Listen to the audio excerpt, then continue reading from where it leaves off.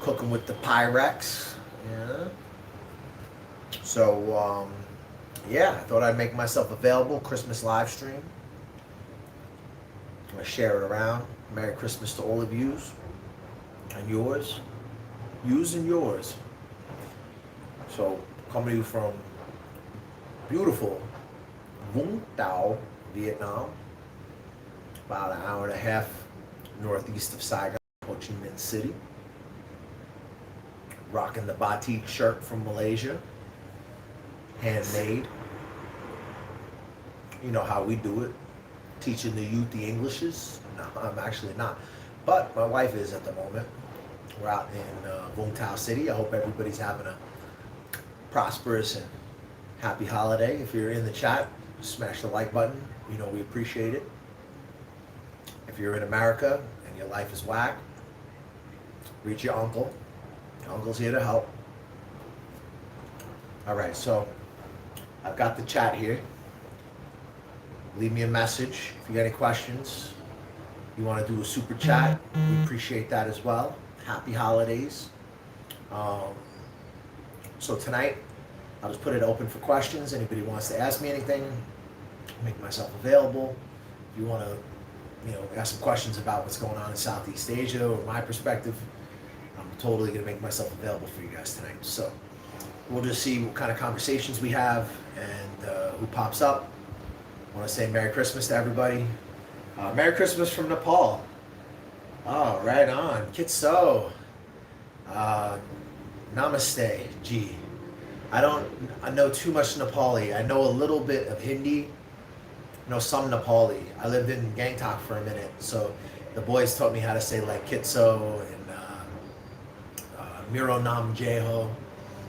I've been to Nepal years ago, but I was more recently in Sikkim. I was there for like almost maybe a little bit over 3 months, and then I was in West Bengal for a while in Darjeeling, which again culturally is kind of similar to Nepal. They have the good momos up that way. I really enjoyed Northeast India. It was very interesting. All my friends from Sikkim speak Nepali, so it was interesting to get their perspective. And Sikkim's a pretty rich state. Like they have a pretty good hygiene up there, pretty good infrastructure for how remote it is. I mean, it's almost an impossible place to build roads, and somehow they managed to, keep it somewhat functional, which is amazing because it's just such a incredibly remote place. Like when I was in Sikkim, I flew into Siliguri, and Siliguri, it's not too far from Siliguri before you're up in the mountains, and it was like I guess the rainy season, so the landslides had wiped everything out. Yeah, thanks for watching, man. I appreciate it. I've got Sikkim stuff. I've got Darjeeling stuff coming. I did some Kalimpong. I really enjoyed the northeast of India. And I love Nepal. I just, I was in Nepal many years ago right after the major earthquake, but I didn't have the YouTube thing going. I was like not really thinking that way at the time, and I regret that a lot. Now I would like to come back to Nepal probably the next time that I'm in India, just because the Indian visa is so favorable for Americans. I mean, it's really like, it's a really good deal for us. And Nepal is not far, I would like to go back to Kathmandu. I would like to go back to Pokhara. I would like to see Bhutannath again, because when I was at Bhutannath the first time, it was destroyed from the earthquake. It was very cool though. Very cool place. Fantastic hash, like really good hash up there. I had a bunch of Nepali friends from Kathmandu because I was hanging out at tattoo shops and stuff in Tamil. But this time, if I come back to Kathmandu, I won't stay in Kathmandu. I'll most likely stay in Patan, near to Kathmandu in Lalitpur, because again, all my friends from Sikkim said if I go to Kathmandu, I should stay in Lalitpur. And I remember years ago, I went to Patan Durbar Square, and I was walking around, and I just remember it being a lot nicer than Kathmandu. I mean, Kathmandu is amazing. Like, it's incredible for filming, and like, it's just, when I was there, I stayed at a place called Naya Bazaar. I think that's what it was called. It was a little bit outside of Tamil, so it was cool. It was authentic, but it was also like, like no power and sketchy, kind of crowded, high density area. Nobody ever bothered us or anything, but it was definitely like the big difference from what I saw when I went to like Bhutan. like where the streets were bigger and all the embassies are out there, so it's attractive for sure. Yeah, if you're in the room, guys, there's 6 of you. Take a second to smash the like button. It means they're more likely to show us the videos to other people. You know, show our little content here to others flicking through their phone. All right, Benjamin Kennedy, what's up? Merry Christmas. Thank you, Ben. Merry Christmas to you, brother. I hope you are well wherever you are. Where are you? Are you in the States? Are you in Canada? Are you in Asia? Yeah, where are you, man? Merry Christmas. Yeah, guys, take a second, smash the like button. Nice, you're in Asia, bro? Okay. Where in Asia? Are you in Vietnam or? Hiding my identity. Yeah, no worries, no worries. I know you, good. Okay, good. Right on. Yeah, no, I probably do. I know a lot of interesting characters who hide identities. But yeah, guys, thank you for coming into the chat and taking a second to smash the likes and comments. And 7 people in the chat, take a second to smash the like button and help us. I want to show you guys something cool that I got. So this is an Iraqi dinar, from when Saddam Hussein was president. So I met a Kurdish dude from Sweden who's staying in my building. And we just were chatting and stuff, and then he found my apartment. He came downstairs and gave me this. And this is from Saddam, when Saddam was in power. So this was worth about $70 when Saddam was president. And now he says it's worthless. But to me, it's not worthless. It's amazing. Like, this is actually a bill from the Saddam regime. So a Kurdish fella, like I said, I met in the sauna here in Vietnam. He gave me this. Is that cool or what? It's really cool. Yeah, no, I couldn't believe it. I was like really humbled by the gift. It was very nice. Kurdish people are cool. Like a lot of the ones I've met over the years are cool. And I just had some business cards made up. So, you know, Reborn Abroad. We teaching you how to live your life better. I got 200 business cards, like decent quality business cards, as you can see, made up for $8. Not bad. You know, if you're an entrepreneur, you do far worse than in Vietnam. What's up, Uncle Hollywood? Merry Christmas to you. I'm drinking artichoke tea with lime. Can I have some more hot water, Mish? Thanks. Hollywood, what are you doing for Christmas? For those of you who are new to the channel or who are watching it later, Merry Christmas to you, and thank you for watching. What's up temp like for you now? Okay, Ben, so the temperature for me, man, I'm going to say in Fahrenheit, 80, so is that like 25 or something like that, Celsius? I think something like that. It's nice, man.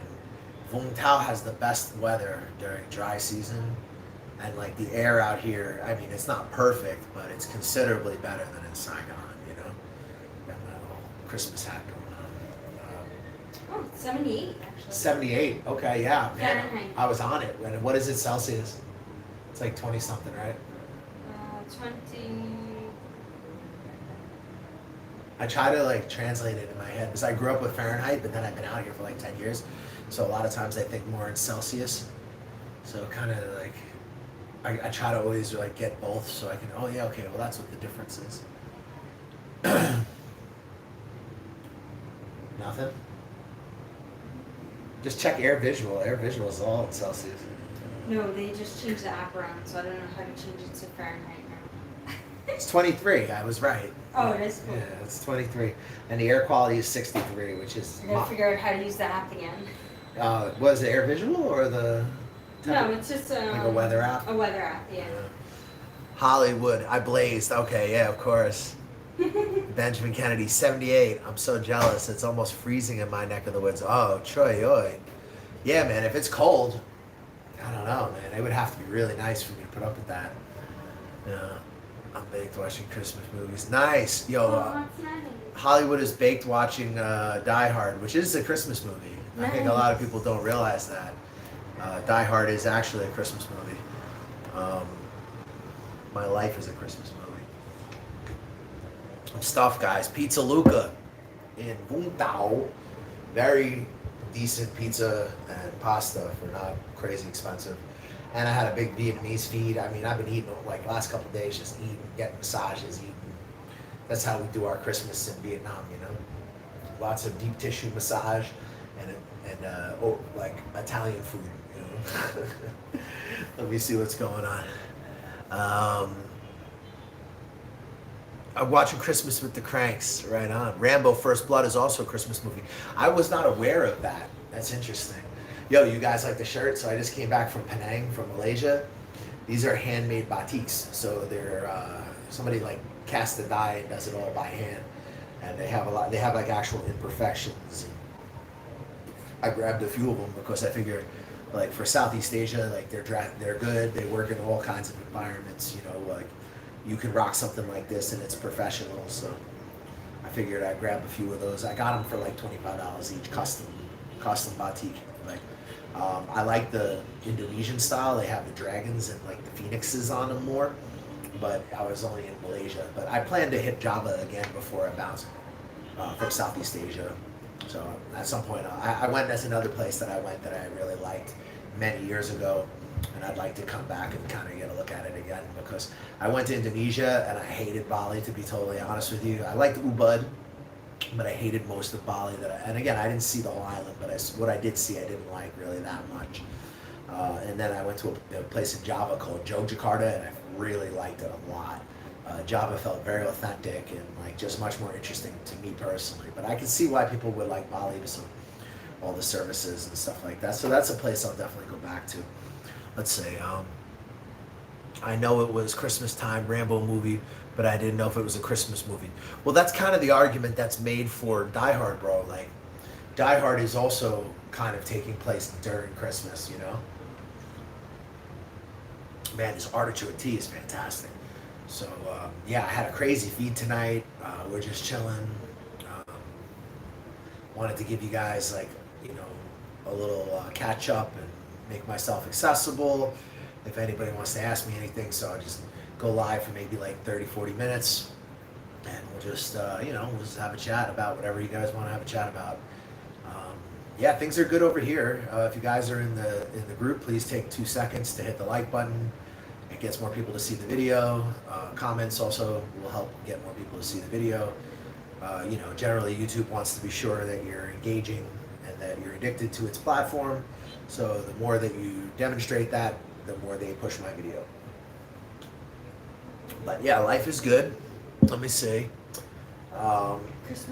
Christmas has been pretty good. I got no real complaints. I'm pretty sore. Like my shoulders are kind of destroyed. I'm a Brazilian Jiu-Jitsu guy. I'm doing more and more judo now in my 40s, and my joints are killing me. I'm definitely feeling my age a bit more. But honestly, that's one of the nice things about living in slightly warmer climates. It's a bit easier on your joints. I don't know how you could do it in a cold environment.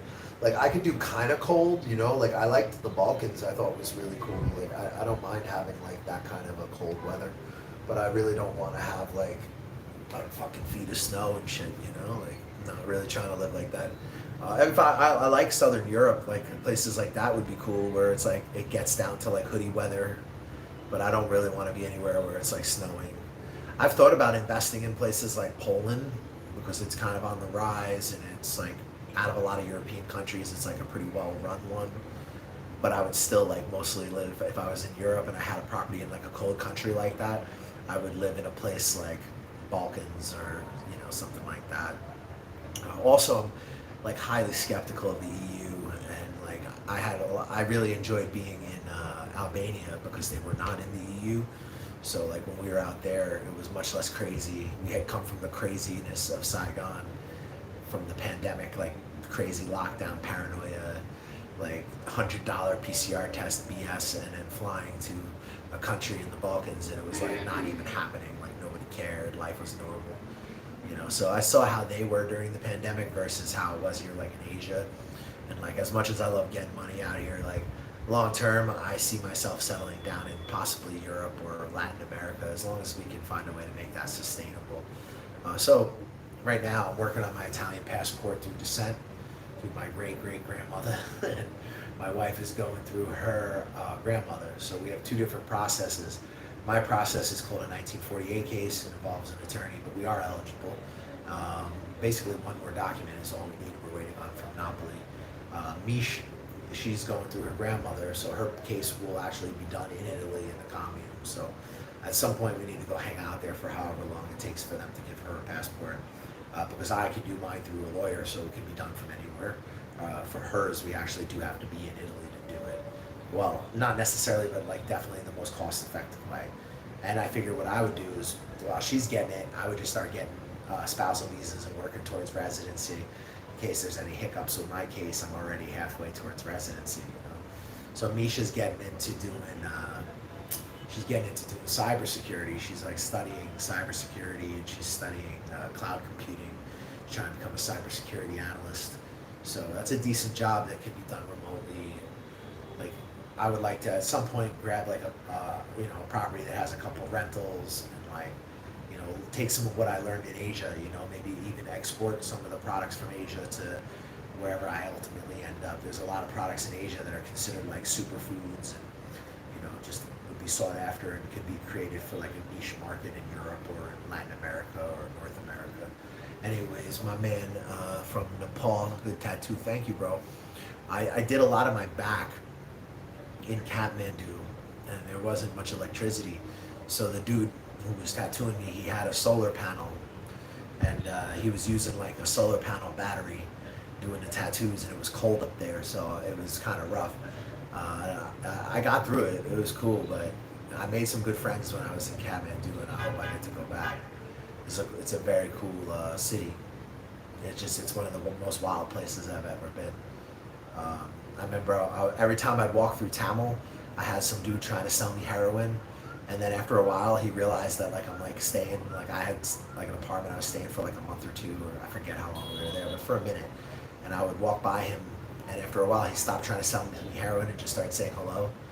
So I was like, oh, okay. And people were nice. Everybody was really nice. It was a really chill city. But I definitely think if I went back to Nepal, I'd do it differently. This time I'll go and I'll post myself up in like, Patan or Lalitpur, or even if I have the time, maybe I'll go out to Pokhara again, because Pokhara is really nice. I climbed the World Peace Buddha Stupa when I was out there, and then the next day I got crazy sick, and I missed almost all of Pokhara because I was like food poisoning, dying in my fucking guest house.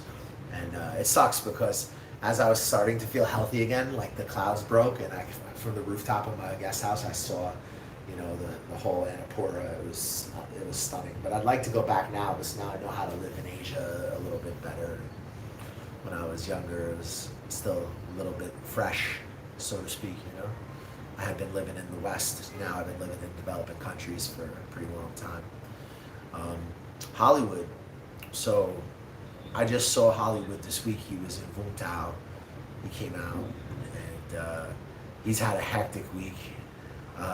What are you going to do for Ted Hollywood? I was debating, I'm either going to go to Queen Young or Da Nang. I'm not sure. I'm thinking maybe Da Nang, because there's a lot of content that I can make. Like, I have Da Nang content. I've been there before. But like, it is the hot place in Vietnam where everyone like who works online or retires wants to be. And it's got Hoi An and shit. And that's like, double the content I can make up there. And I do know it, and I know how to move around up there. I know the food is very, very good there as well. Or I could do Queen Young, which is something that me and Hollywood talked about. It's a much more lesser known destination. I actually put some teachers in jobs in Tui Hoa, I'm not sure how to exactly say it.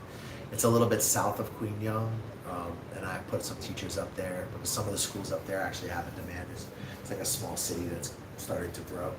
And Queen Young is like one of those really like unknown destinations in Vietnam, like one of those beach cities where like most people don't even know about it, but it's actually really, really nice. So I'd like to go up there as well. I'll be here for a minute, so I'll probably get some Vietnam content for you. I got family coming out later in the year, so we're gonna bring them up to the north and do the Ha Long City thing, Hanoi and whatnot. So lots of Vietnam content while we're here, guys, before we make our next move. We got to do a few more places in Asia before we bounce. Like I said, I'd like to go back to Indonesia, even if it's just for a short trip. I'd like to go to the Philippines, even if it's just for a short trip. And I've been to the Philippines before, but I kind of want to go back and give it a second look. I would like to try to hit Korea while I'm out here, or Taiwan or some of these spots. But I don't know, it kind of just depends. Like if Mish gets a job and they're like, yo, you need to be on the American time zone, then maybe I'm going to end up in a place like Buenos Aires. So at this point, my life is kind of, I don't know what is about to happen, but like we're grinding and we're doing okay. Like it was a pretty rough year and I was getting nervous. And then as soon as Trump won the election, things were like back to normal, but business picked up almost immediately. So that was really positive. I think people were just holding their breath, My man from Nepal, do you know that Darjeeling and Sikkim was part of Nepal? Yeah, I know a little bit about it actually. I know the Gorkhas were conquering Sikkim at one point, and then they moved a lot of Nepali people there, and I know the British got involved. It's a complicated place. I guess it's better for them that they ended up in India because they could have ended up in China, and that would be very bad. Like that would not be good for them because it's very bad for the people in Tibet. I met a lot of people from Tibet up there, and it's just a very bad situation, like for Tibetan people in China. So I have deep sympathy for the Tibetan community. They're nice people. They have the best businesses. They have the best damn restaurants and cafes. I mean, every cafe that I liked a lot in Sikkim was like Tibetan. I would give almost anything right now to eat at Taste of Tibet again, or to have some of the momos from up there.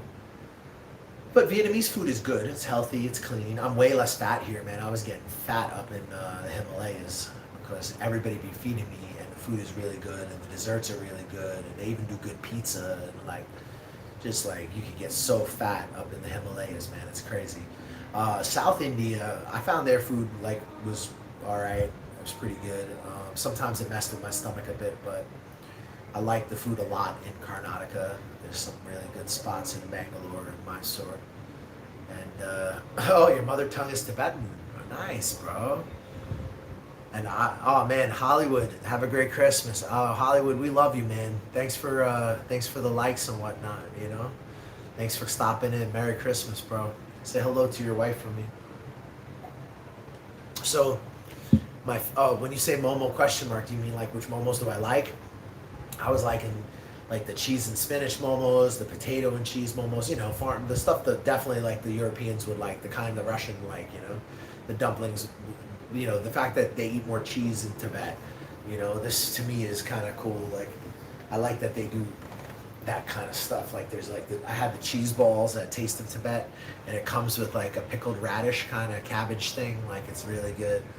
I don't know, man. I did a lot of good eating up there.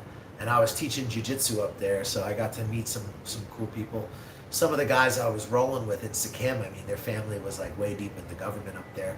One of the guys, he was loosely related to the royal family, so I was I was definitely having an interesting experience. I got to see Kachinjunga a couple clear days. That was pretty cool. Oh, I don't eat meat, man. I'm not a vegan, but I'm a vegetarian, so I eat eggs, fish, that kind of stuff, but I don't eat beef or pork or any of that. So I didn't try the beef ones, no. But I do know a lot of people like that, and they like the water buffalo. I know that's popular too. People like the more meat up in the Himalayas because it would have been harder to grow other stuff. It makes a lot of sense. And then down in South India, where there would be a lot more veg, they're going to be, lots and lots of different types of vegetables. And also, of course, the Hinduism is the vegetarianism aspect of that. North and South India, man, you couldn't ask two places more different from each other. I mean, Northeasts are, I haven't really been to North India. I've only been to Northeast and I've been to South. And Northeast is, at least what I saw, I only saw a little bit, was really beautiful. But I will say, the food quality in Sikkim was 1,000,000 times better than the food quality in Darjeeling. I found a couple places in Darjeeling that I thought were really good, but Mish also got sick eating Nepali food there.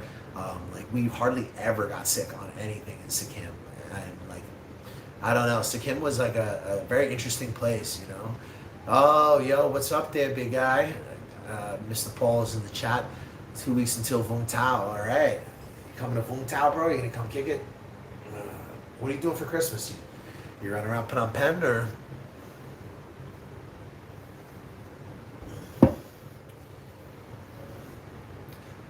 Did any of you guys hear about that dude's sabbatical, the YouTuber?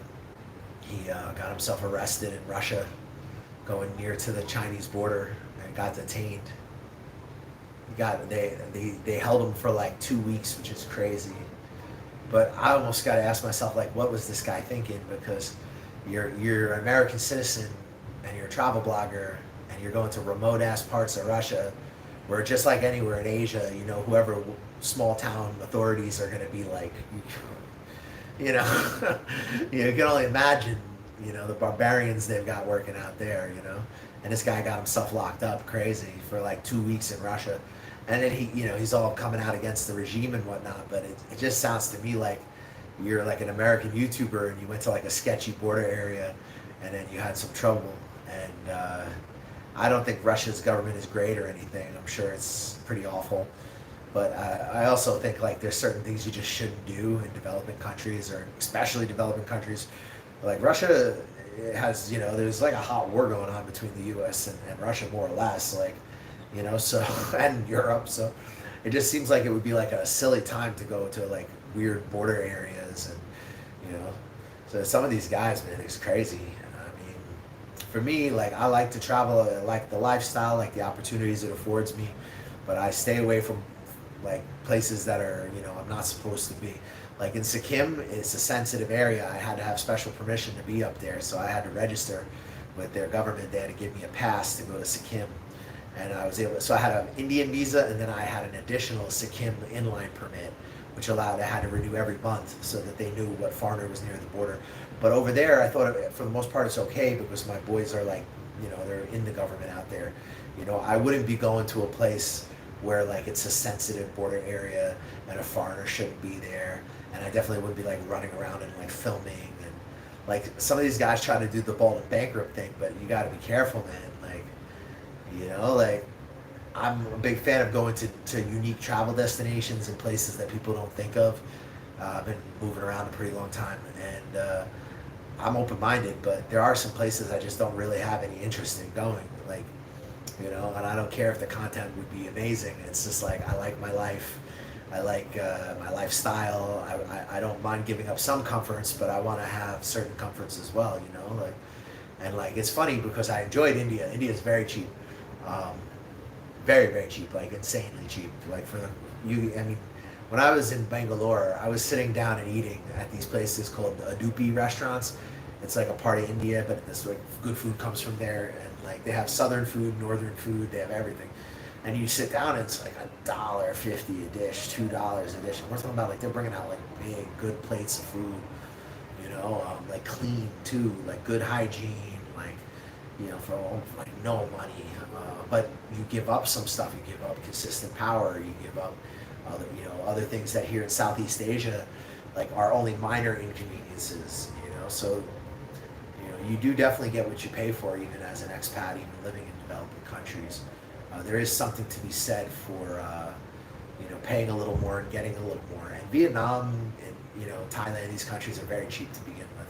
And Vietnam's a great country if you need to make money. Like I like to come here occasionally just to make a little bit of money or to get work done or think about what I want to do and refresh my relationships here and kind of decide what comes next.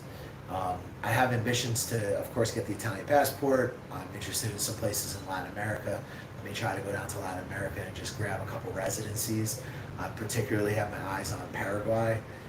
Some people may not, you know, look at a place like Paraguay and think, oh, well, that's interesting. But for me, I'm very interested because of the tax, the low cost of electricity, the fact that they're mining hella Bitcoin down there, and that it's far from everything. If World War III were to kick off, you know, so those kind of places do have an interest for me. But you know, it's tough because I do a lot of business in Asia. It's very difficult to move between Latin America and Asia.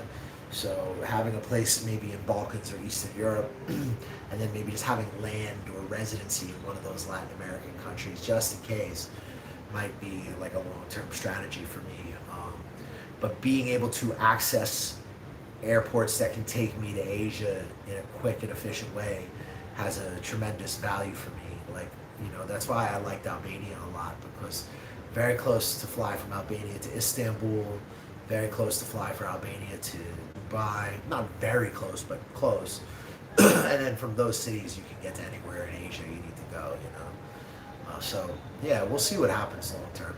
I mean, if I have the Italian passport, it means I can move around the Schengen zone.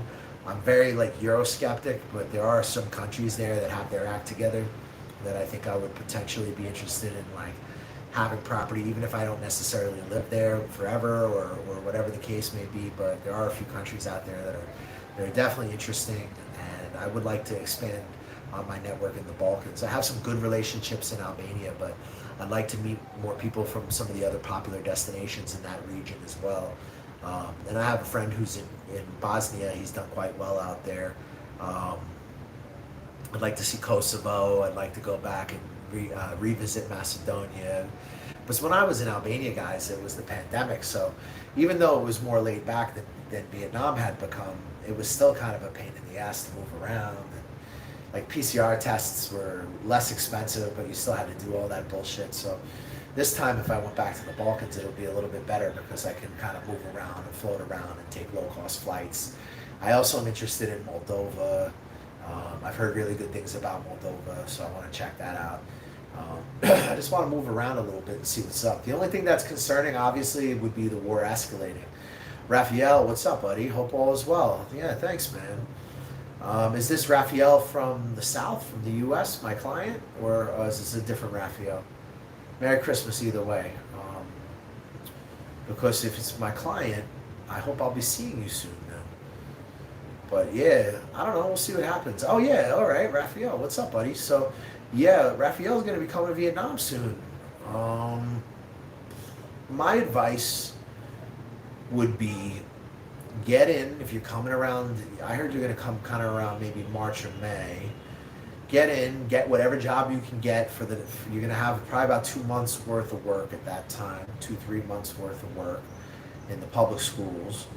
And then that'll give you a little cushion to land, and you can look for the training centers and figure out what you're going to do for the summer break. But then you'll be first in line come August when they start hiring for the beginning of the school year. So it's always good if you guys are coming here to teach. Whatever time of year you come, you might have to just grab hours however you could get them. But once you get settled in and you kind of know your spots and you kind of know who you can work for, you start getting yourself around a little bit. If you're there in the beginning of the school year, it's always like, it's so funny because you'll have these recruiters they'll be like super cold to you. They're not interested at all, like in a teacher, blah, blah, blah, mid-year. Come September, they're ready to beg. They're ready to make, because they need to staff for so many schools. And nobody does anything until the last minute. Nobody does. Like every year, they know they have hella public schools that need teachers. Every year, they do not have enough teachers. And then there's all this talk about how the industry is declining. Like, I've not seen that at all. Like, not at all. Like, I'm out here in a province a little bit near to Saigon.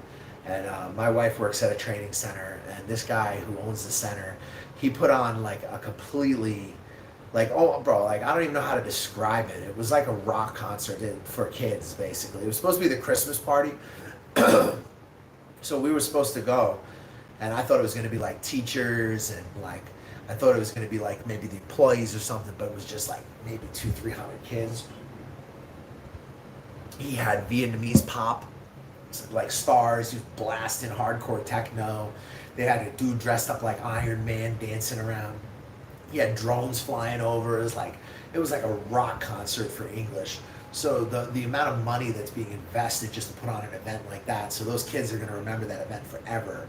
It's going to be like the best party of the year, and it's all associated with English. So he probably dropped a couple of G's last night at the Christmas party just on putting that event on for the kids. But what do you think he's going to get back? And he's already using it to make content. Like, there's just so much money in this language business thing. You just have to position yourself well. I mean, really what you want to do is you want to try to be first in line in the beginning of the hiring of the school year. You want to be dressed really, really well, and you want to hit the ground running. and just hit up everybody who I gave you in my network, but also just go door to door. And you know, the more options you get, the better. Hi, I'm American. Hi, I'm American. Hi, I'm American. You know, and it's just like anything else. It's a numbers game. You know, you just throw shit at the wall, and sooner or later something will stick. I mean, there's always a need for a teacher. In the beginning, if you have to do cover shifts and work like a school over here, a school over there, like after a while, people will kind of get used to you, and they're like, oh well, this guy shows up, he's reliable, and they may start to offer you a contract, even if it's like at a time when it's like hard to get a job. That's like one of the secret ways that is very helpful if you're trying to get started, is by doing cover classes and just being available. Be the guy who comes when they call, and you know, you'll have a lot of work, because a lot of teachers just completely fuck off at the last minute. Don't give any notice, and it's like a super like, you know, flaky kind of industry to begin with. Okay, let's see, Paul. Leverage is everything. Yes. Clothing from Vietnam are the best. I like the shirts from Malaysia and Indonesia, these batiks. I'm a very big fan of these. The tailors in Vietnam are very good. Yeah, they are very good, the tailors here. Really just the fix-it culture here is cool, because today we just had like old luggage that was beat up. We had it repaired. Something you would never see in a Western country, with the disposable mindset where people just buy things and throw them away. Here, everything is repairable. Paul, you're going to have a fun time, man. Vung Tau's a really nice city. It's like the perfect size city. I hope that it works out and you can find some work while you're out here, because it's a nice place for you to stay. I mean, Saigon is fun too. Saigon has all the things you want also, but Vung Tau's a lot smaller and it's a lot less polluted. So for me, it's a pretty big deal. The air quality is better here. I would say that's a big one for me. Like, I met a guy in the sauna the other day, a Vietnamese guy. We were talking, you know, I speak okay Vietnamese, and we just got to know each other and became friendly. And he was telling me he came from Bin Nhon. That's his hometown. It's like near to Saigon. And he ended up coming out here for his health, just because those areas are industrializing so fast and there's so much pollution. And out here, it's just like way better air. So even the Vietnamese people are, you know, they're onto it. Vung Tau is developing. I cannot believe how many people are coming to Vung Tau right now. It's absolutely crazy. Like, when I first started coming to the city, this is going back now years, man. Like, Vung Tau was mostly a tourist destination for Vietnamese tourists from Saigon. Excuse me. And there was Pham Chu Trinh, which is the street where there's like all the old Australian guys and stuff sitting around. And then there was you know, a couple ESL teachers that were out here, because there's some jobs here. And then for the most part, it was the ESL teachers from Saigon coming out for the weekend. And I would come out here to escape the pollution, or if I got sick and I needed the sea air, or if I, you know, I needed to just get out of the city and clear my mind. This is the closest nice place. So for me, I feel very connected with Vung Tau. It has a lot of history for me. It's a great city. I'm glad to see them grow, but I cannot believe the amount of international tourists out here now. Is they've completed the building I'm in is a nice building. It's good standard, even though it has its challenges. But for Vietnam, it's pretty good and very inexpensive. So a lot of people are coming out here now. I'm seeing all these people from Europe and all over the world. It's very interesting. And I still hear some of the same stuff though. A lot of people don't return to Vietnam. I met some tourists here. They don't like the food. They've already had food poisoning. They don't like, people haven't been nice to them. But I think it's just people don't, a lot of times tourists come for a really short time. They don't know where to eat. They don't understand how the people are. They're, a lot of times if they come expecting Thailand, they're going to be disappointed, because it's different than Thailand. But I think for me, Vietnam is one of the best countries in the region. I know there's some things about it that are negative, but if I'm in this part of the world, it's really not a bad place to be. The food is healthy and clean. I lose weight when I'm out here. I have good relationships. The people are loyal. I've made great friends over the years, great business relationships, great contacts within the Vietnamese community. I've had people really help me out when I got crazy sick years ago. You know, this is just a lot of positive things about Vietnam, but you do have to be a little bit, it is a little bit more rough around the edges, and you do have to be a little bit more patient. And you have to kind of think about it like it's a compromise between Thailand and China. You know, you don't have that like same level of methed out stress like that you get in like North Asia, but you have a little bit more work ethic and like go get it, versus like Thailand or Cambodia. People here are a little bit more like hustle minded compared to, you know, Thailand's a little bit more chill. I mean, they're all hustling, it's Asia, you know, but like the Vietnamese, for me, I think like if you want to make money and you want to do something where like, you know, you're around other people that are money-minded, this is a really good spot to be positioned. Let me see. Jay, I have to ask you, is there an opportunities on the music side of things, DJ? Hey, yeah, no, definitely, Raf. And listen, that's what's nice about Asia. You can kind of create your own world, you know? It's what you want to do. You know, you have to remember you are whoever you say you are. So you can create a persona and a brand around yourself here, and you'll have a different level of access than you would in the States because you're coming out here from America with an American passport. So, like, I have a friend, he's a Mexican American, he's a cool guy. He came out here and he does like pop-up restaurants and does like Mexican, Korean, fusion fried chicken, and he does it at like vinyl bars and just pops up at events and cooks. So, you know, you can create something for yourself here. There's a hip hop scene here. There's a electronic music scene here.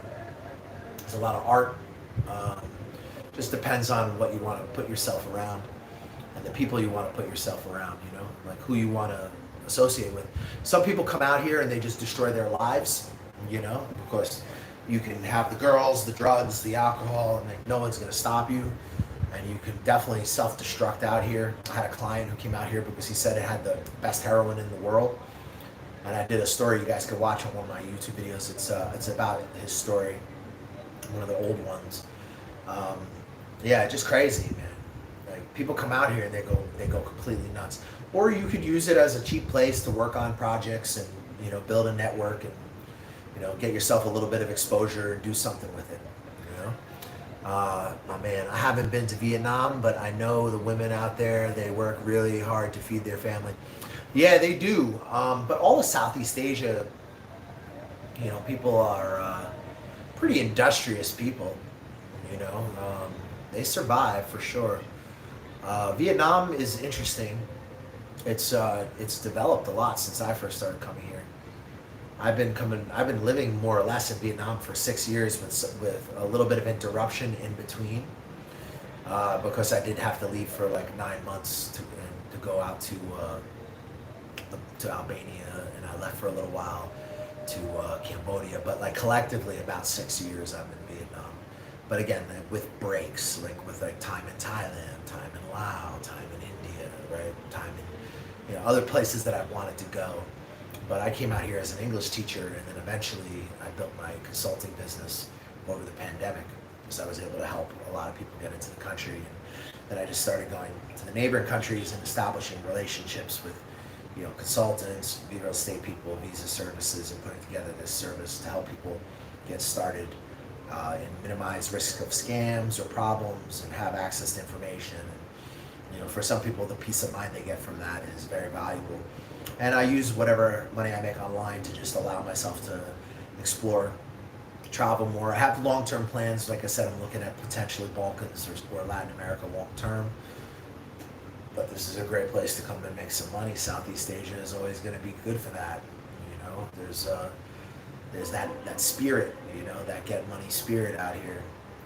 It's funny to me about these kids in America, these liberals in America who are like, oh, the climate change, and we need to deindustrialize and like stop all the greenhouse gas. And it's like, yo, you live in like Europe or America.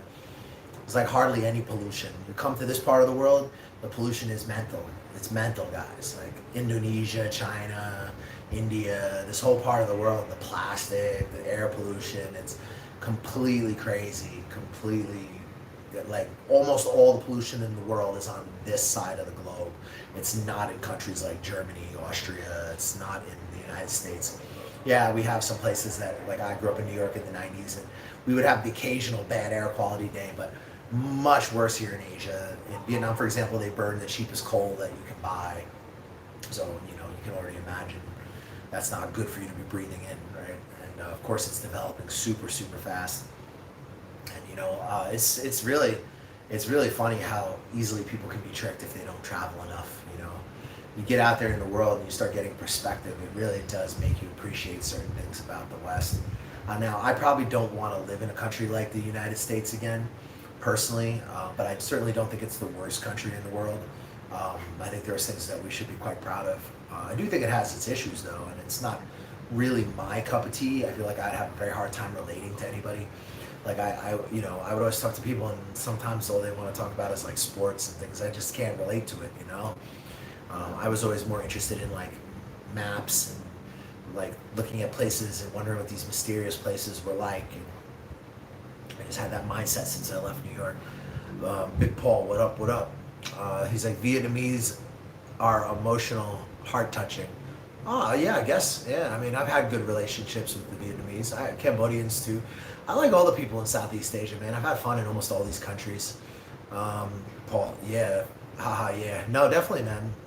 It'll be good for you to be out here for a bit.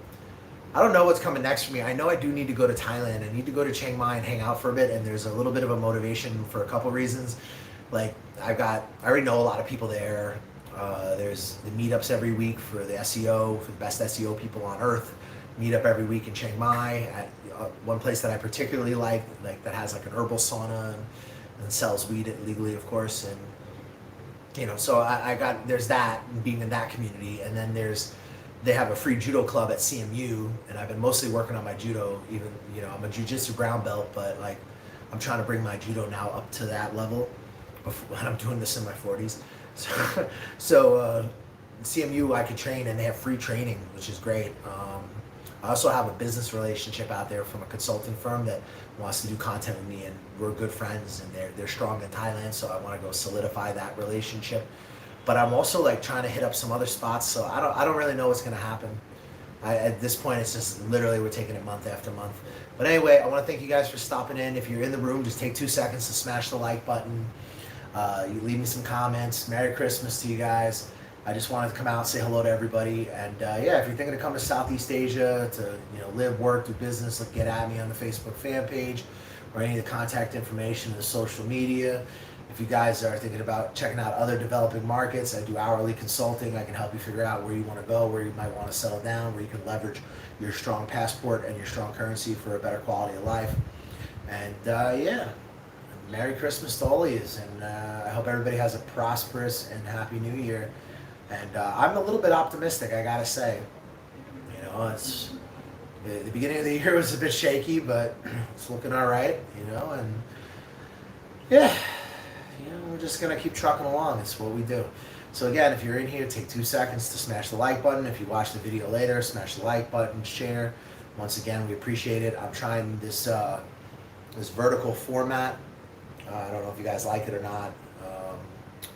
And yeah, if there's anything you guys want to see in terms of videos or types of content, I'm going to start putting together like lists as well, like best cities to live, best cities to find jobs, this type of stuff, and be a little bit more like diligent with that kind of stuff. So yeah, there's lots of more content coming on the way. We're also going to be doing some videos on our Italian citizenship service because we are getting our Italian citizenship, my wife and I, so we'll be consulting other people on that process as well. And yeah, we're just trying to grow the business, a small family business, just me and my wife. Expat consulting, trying to, again, we don't hate on the West, we don't hate America. We just think that for some people, the strong U.S. passport or strong European passport or strong Canadian passport can get them and afford them a better quality of life than what they would have in their own country, especially given some of the political turmoils of recent. Anyway, once again, peace and prosperity to all of you. Take a second to smash the like button, share the videos, help us fight the algorithm. We try to bring you sucker-free travel. We try to bring you no BS expat relocation consulting.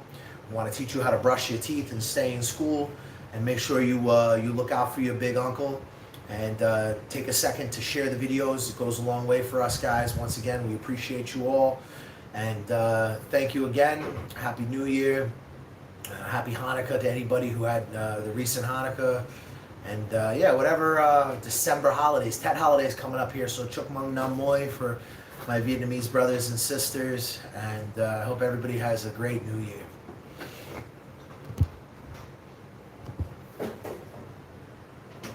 Is it okay, bro? Yeah.